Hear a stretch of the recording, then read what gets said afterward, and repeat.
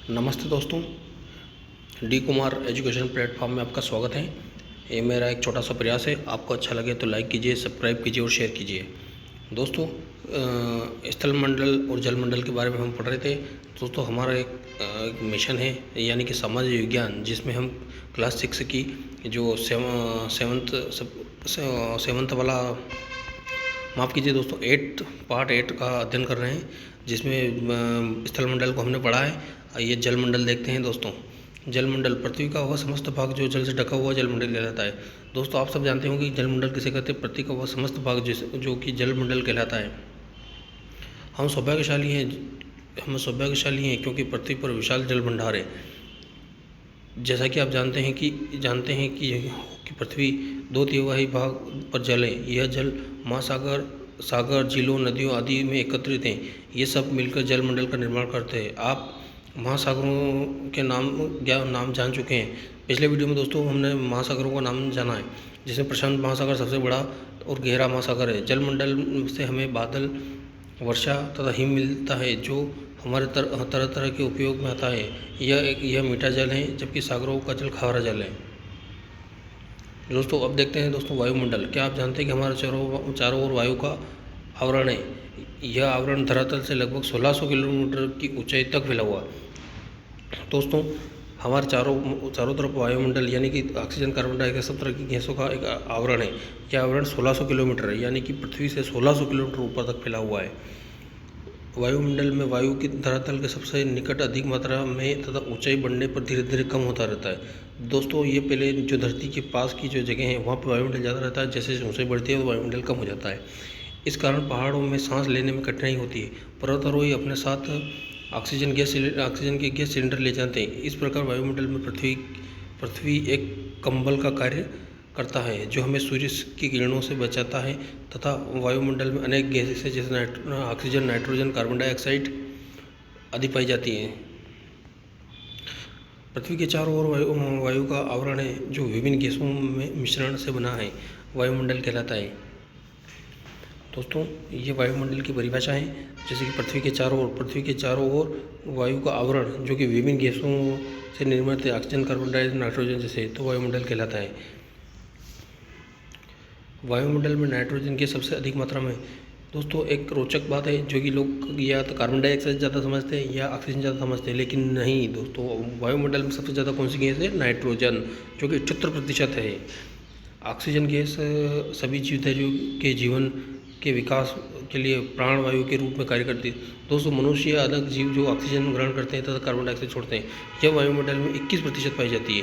इसी प्रकार carbon dioxide पेड़ पौधे की वृद्धि में सहायक है। वायुमंडल में गैसों की मात्रा के नीचे एक तालिका दी गई।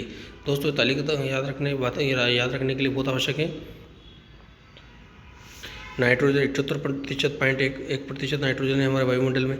ऑक्सीजन 20.9 यानी 21% है। आर्गन 0.9 है दोस्तों। कार्बन डाइऑक्साइड 0.3 है और जल वाष्प अन्य गैसें 0.2 है दोस्तों। कार्बन डाइऑक्साइड 0.3 ही अपने वायुमंडल में, जबकि ऑक्सीजन 21% यानी कि 20.9 है। और सबसे अधिक मात्रा में कौन सी गैस है दोस्तों? 78.1 नाइट्रोजन गैस है। अब देखते हैं दोस्तों जैवमंडल में पृथ्वी के तीनों परिमंडल, स्थल मंडल, वायुमंडल तथा जलमंडल मिलकर एक प्रकार का वातावरण तैयार करते हैं, जिसे प्राकृतिक वातावरण या पर्यावरण कहते हैं। इसी प्राकृतिक वातावरण में पृथ्वी के समस्त जीव जंतु एवं पेड़ पौधे जीवित रहते हैं। जैवमंडल के जीवों को 2 श्रेणियों में विभाजित किया जाता है: प्राणी जगत एवं वनस्पति जगत। दोस्तों, जैवमंडल भी एक वायुमंडल, यानी कि किसी स्थल मंडल, वायुमंडल तथा जलमंडल को मिलाकर वातावरण प्रदान करते हैं, उसे प्राकृतिक पर्यावरण कहते हैं। तो प्राकृतिक पर्यावरण पृथ्वी के समस्त जीव जंतु पेड़ पौधों को जीवित रखते हैं। दोस्तों, जहाँ पर जीव जंतु पेड़ पौधे जीवित रहते हैं, उसे जैवमंडल बोलते हैं। इस जैवमंडल को 2 भागों में बांटा गया: प्राणी जगत और वनस्पति जगत। जीवों का वह मंडल जो स्थल एवं जल और वायुमंडल में पाया जाता है, जैवमंडल कहता है। दोस्तों, ये परिभाषा है इसकी, जिसमें जीवों का वह मंडल जो स्थल, जल और वायुमंडल में पाया जाता है, जैवमंडल कहलाता है। प्राणी जगत में जीवों की लगभग 10 लाख जातियाँ पाई जाती हैं। इसमें अति सूक्ष्म जीवाणु से लेकर विशाल का हाथी, व्हेल, मछली तक सम्मिलित है। दोस्तों इस संसार में एक छोटी से छोटी चींटी भी होती है और एक सूक्ष्म आकृति का एक जीव भी होता है, लेकिन सबसे बड़ा हाथी या बैल होता है। प्राणी जगत में जीव जंतु का एक स्थान से दूसरे स्थान को भ्रमण करते हैं। वनस्पति जगत में 3 लाख जातियाँ पाई जाती है, जिसमें अति सूक्ष्म फफूंद जैसे से लेकर विशालकाय पेड़ तक सम्मिलित है। वनस्पति जगत में जीव एक ही स्थान पर विकसित होते हैं। वनस्पति जगत जैसे पेड़ पौधे कहीं चल नहीं सकते दोस्तों, जबकि जीव एक दूसरे स्थान से दूसरे स्थान पर जा सकते हैं। जैवमंडल अंग्रेजी के बायोस्फीयर शब्द से बना हुआ है। बायो का अर्थ है जीवन, इसलिए उसे जैवमंडल या जीवन क्षेत्र कहते हैं। यहाँ भूमि, वायु और जल एक दूसरे के संपर्क में आते हैं। पृथ्वी का संपूर्ण जीवन इसी क्षेत्र में सीमित है। यह समुद्र से केवल कुछ ही किलोमीटर नीचे है तथा ऊपर तक होता है। समुद्र तल से केवल कुछ ही किलोमीटर नीचे है तथा ऊपर तक होता है। इसी परिमंडल में जीव जंतु, पेड़ पौधे तथा सूक्ष्म जीवाणु पाए जाते हैं। यानी जीवमंडल में जीवों का आकार सूक्ष्म जीवाणु तथा विशालकाय हाथी तक है। पृथ्वी के सभी परिमंडल एक दूसरे पर निर्भर है, इसीलिए प्रत्येक परिमंडल एक दूसरे को प्रभावित करता है। मानव विभिन्न परिमंडलों को प्रभावित करने वाला महत्वपूर्ण सदस्य है। जैसे बढ़ती हुई जनसंख्या को अधिक स्थान चाहिए, वनों को साफ करके स्थान प्राप्त किया जा सकता है, परंतु पेड़ों को काटने से प्रकृति पर नकारात्मक प्रभाव पड़ते हैं। दोस्तों जैसे जैसे विश्व का देश का विकास हो रहा है तो पेड़ पौधे भी कट रहे हैं तथा एक पर्यावरण के लिए बहुत हानिकारक है। इससे मृदा अपरदन बढ़ेगा। जिस ऑक्सीजन को हम पेड़ों से प्राप्त करते हैं उसमें उसकी कमी आएगी। इस प्रकार प्राकृतिक पर्यावरण में जैवमंडल का गहरा संबंध है दोस्तों। इसमें आपसी निर्भरता है। हम निर्भरताओं को निरंतर बनाए रखने की जो व्यवस्था है उसे पारिस्थितिक तंत्र कहते हैं। दोस्तों पारिस्थितिक तंत्र के बारे में हम आगे की कक्षा में पढ़ेंगे।